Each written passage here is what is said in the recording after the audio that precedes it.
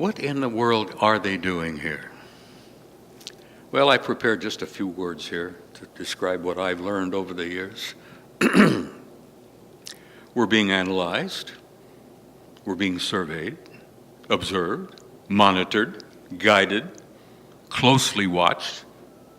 We're a dangerous race, you know. It's important to watch us closely because we're dangerous. What the hell are they doing? Who's here? Who's doing that?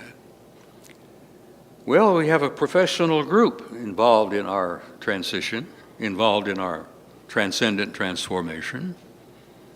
We have guys coming here from other places that are biologists, anthropologists, chemists, psychologists, philosophers, geneticists, linguists.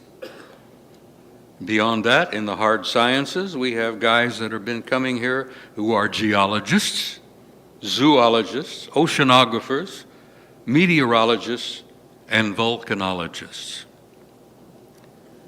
And our planet, by the way, is currently under quarantine. Now, many of you probably have read a little bit about that. Let me tell you, it's true. We are under quarantine. Now, the question is the quarantine to protect us from them? Or is it more likely to protect them from us? Because we're a dangerous species. For about the last 5 years of my career. And he says, I can't tell you exactly where it was, but it was just a few miles outside of Las Vegas. And he grinned and he says, you can probably put two and two together and figure out where it was I worked. But he said, during the last 5 years of my career, I had an opportunity to work alongside with two of them. And I said, hold on a minute here. Two of who? Two of what? He says, you know, you guys from out there. I said, I had an opportunity and a privilege to work alongside with two of them. And I says, what the hell was your specialty, Commander? As a Navy scientist, what was the field you were researching? What were you working in? He says, well, I'm what you would call a plasma fusion physicist. He said, no. He says, you humans have an aura. We call it an auric stench.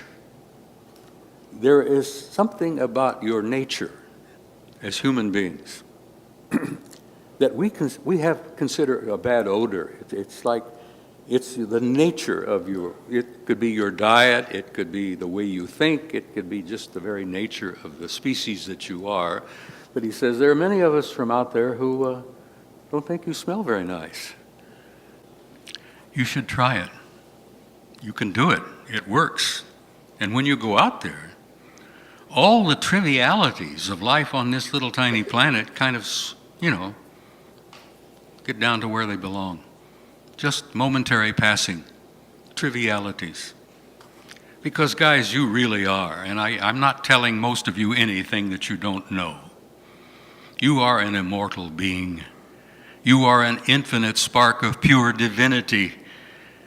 And you're having a physical experience here. As the old saying goes, I think it was Teilhard that said it, Teilhard de Chardin. You are not a physical being having a spiritual experience. You are a spiritual being having a physical experience. And that's what this is. This is a physical experience that you asked for, you signed up for, you was on schedule. Your arrival was on schedule, and your departure is going to be on schedule.